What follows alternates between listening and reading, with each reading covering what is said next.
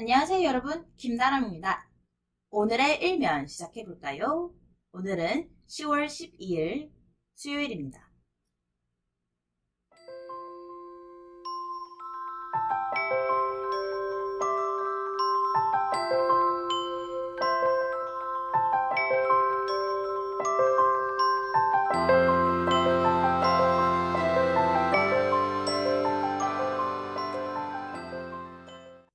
자, 여느 때와 같이 대선 이야기로 시작을 해봅시다.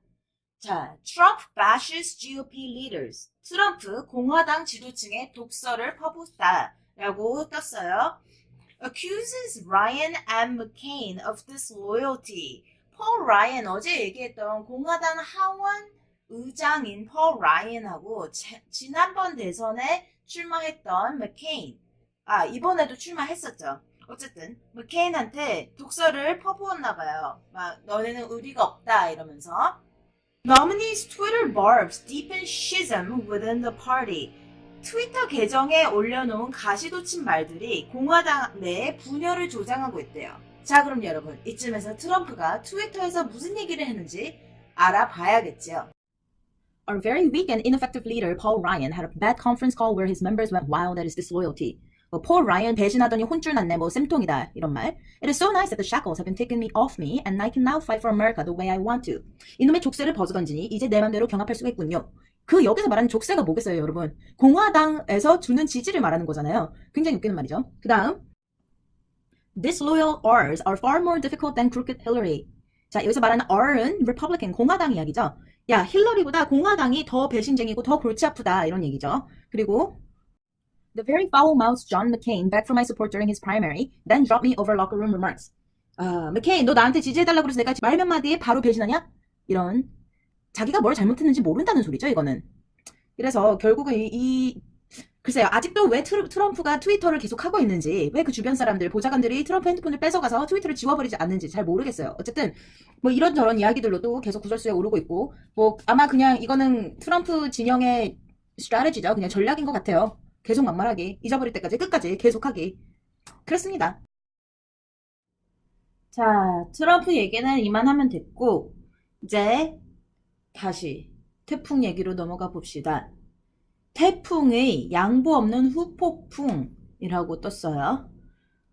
어제 말씀드렸듯이 생각보다 매튜의 피해가 훨씬 셌고, 오늘 나온 기사에서는 이제 여기 이 지역의 피해가 큰 이유가 이 주변에 극빈층이 굉장히 많은 지역이라서 그렇다고 합니다. 지금 안 보이실 것 같아가지고 다시 지도를 더 크게 따왔어요.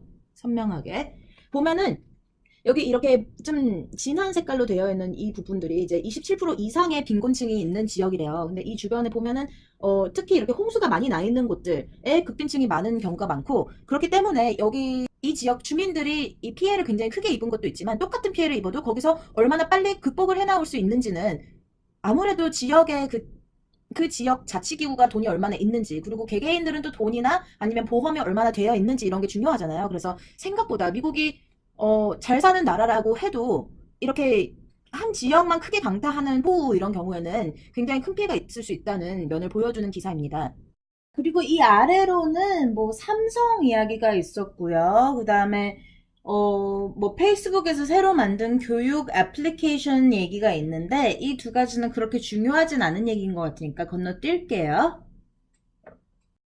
자, 그리고 여기 보시면 A wall of no shatters immigration lawyer's spirit. 거부의 장벽에 사기 잃는 이민 변호사라고 나왔어요.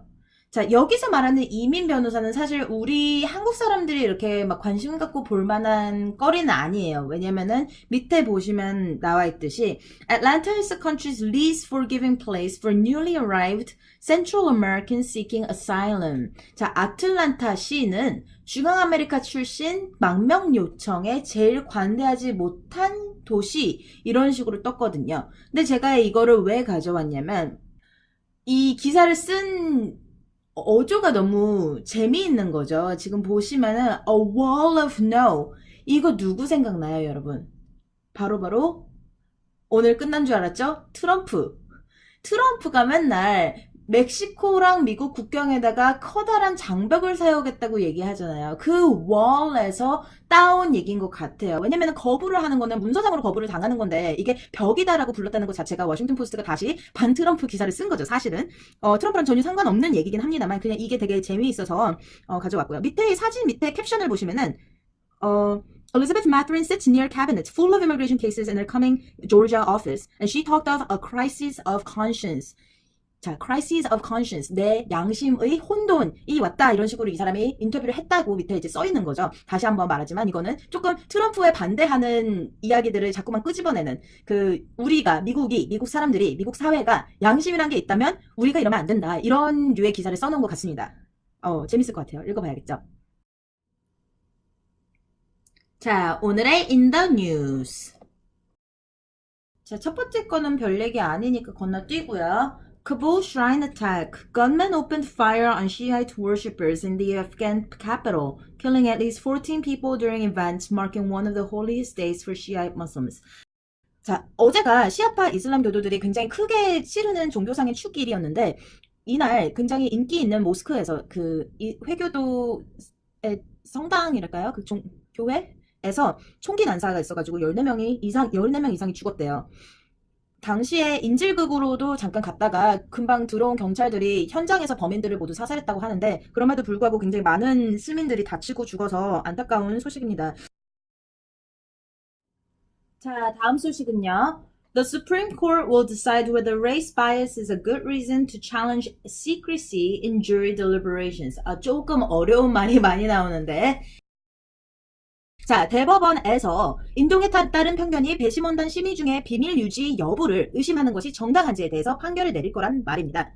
그게 대체 무슨 말이냐 싶죠. 자, 옛날 9.11 테러가 일어나고 나서 그 바로 직후에 이민 희망자 중에서 특히 중동에서 온 사람들 그리고 무슬림인 사람들, 남자들 얘기예요. 그 둘 중 하나 혹은 둘 다 해당하는 여러 사람들이 길게는 8달까지도 기소된 것도 없고 무죄가 확인되고 나서도 구류돼 있었던 몇몇 사람들이 있대요. 그래서 그 사람들이 그 이후로 이렇게 풀려나고 나서부터 굉장히 오랜 시간 동안 어떻게 사람을 이렇게 대할 수가 있냐 이러면서 미국 정부에다가 소송을 걸었습니다.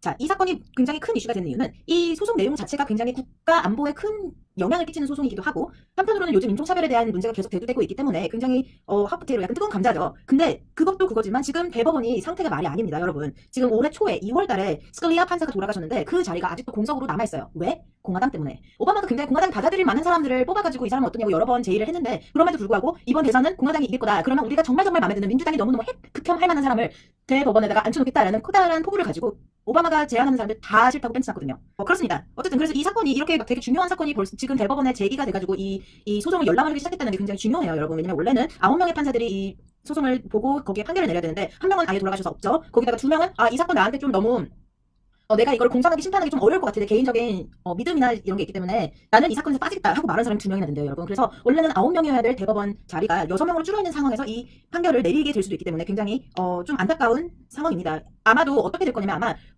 대법원에서 작년부터 되게 이런 짓을 많이 하는데 3대3, 4대4 이런 식으로 갈려가지고 우리는 이거에 대해서 뭐라고 말할 수가 없어 이런 식으로 끝날 수도 있고요. 아니면 뭐 다수가 딱 정하는 게 있어서 이거에 판결을 내릴 수도 있지만 그 판결을 사람들이 받아들이기가 좀 힘들어지겠죠. 아무래도 원래 절차상으로는 9명에서 결정해야 되는 일인데 그러면 9명이면 뭐 5대4 이런 식으로 아니면 뭐 8대1 이런 식으로 이길 수도 있는 일인데 어떻게 3대3 아니면 4대2 요 정도로는 얼마든지 번복될 수도 있었던 거다. 이 판결은 우리가 이런 식으로 안 받아들일 수 있는 사람들이 굉장히 많기 때문에 네, 좀 중요하고도 안타까운 사안입니다. 자, 오늘 전해드릴 마지막 소식입니다. Russian dairy farmers, in the face of international sanctions, try to duplicate artisanal cheeses. 러시아 낙농업자들이 국제사회의 제재로 인해서 고급 수제 치즈 만들기에 돌입했대요. 이거 되게 재밌는 얘기라서 가져왔어요, 여러분. 러시아가 요즘에 서방 국가들이랑 굉장히 충돌이 많죠. 시리아에 지금 IS를 타도하기 위한 전쟁을 같이 하자고 시작을 했는데 알고 보니까 지금 러시아는 IS를 척결하는 것보다는 아사드를 지지해주는 게 더 좋은 거라. 그래서 저번에 봤듯이 뭐 알레포에서 이렇게 폭탄 투하해가지고 여럿의 민간인들이 죽고 계속 희생자가 나오고 그런 상황이 무서우니까 또 그 지역에 사는 사람들은 시리아인들은 다 유럽 연합이나 뭐 다른 서방 국가들에다가 망명 신청을 하고 아니면 신청도 하지 않고 일단 살고 보자는 심정으로 다들 밀려들고 있어요. 그래서 이게 약간 유럽 연합이랑 미국에서 굉장히 큰 이슈가 되고 있는데 일단은 우리가 이 사람들을 받아주고 말고의 문제보다 러시아가 이 사람들을 죽이지 않는 게 더 급선무잖아요. 그래서 그 알레포에서 그 공습 좀 그만하라고 EU, 유럽연합, 그리고 미국 등의 다른 나라들이 러시아에다가 많은 제재를 가했어요. 러시아산 뭐 유제품을 사지 않는다든지, 러시아산 뭐 공산품을 사지 않는다든지 이런 식으로 굉장히 많은 제재를 가했는데, 그러다 보니까 당연히 러시아의 일반 그 낙농업자들은 분통이 터지겠죠. 뭐 먹는 사람도 없는데 우유는 계속 생산이 되고 있고 이거를 어떻게 버릴 수도 없고 그냥 들고 있자니 가격이 떨어지고, 그래서 그 상황을 어떻게든 좀 낮게 해보기 위해서 이분들이 고급 수제 치즈 만들기에 돌입했다고 합니다. 물론 기사를 좀 읽어봐야지 확실히 알 수 있겠지만 좀 궁금한 게 왜 치즈를 만들까 하는 거죠. 어차피 유럽연합 국가들은 대부분 자기 나라 치즈에 굉장한 포부를 가지고 있는데 왜 하필 그들에게 치즈를 팔려고 하는 것이며, 어차피 우유 유제품 이런 걸 사지 않는 것이 주제의 내용인데 치즈를 만들어서 누구한테 팔 건지, 아마 얼마 전에 옛날에 치즈 공장 세웠다가 쫄딱 망해가지고 관련된 사람들 다 숙청했던 김정은이가 이 뉴스를 좋아하지 않을까 싶습니다. 그렇죠. 중국이랑 북한은 러시아산 치즈를 먹겠죠. 자, 이렇게 오늘도 워싱턴 포스트의 일면을 쓱 훑어봤습니다. 좋은 하루 보내세요, 여러분. 우린 내일 만나요.